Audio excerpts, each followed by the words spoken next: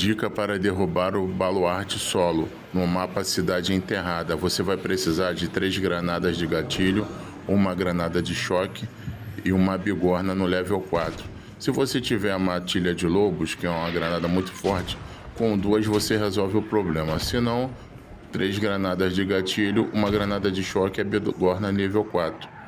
Se você tiver a capa fotoelétrica, você vai conseguir se esconder dos drones. Se você não tiver, aguarde os drones saírem de perto para você ir pegar o drop.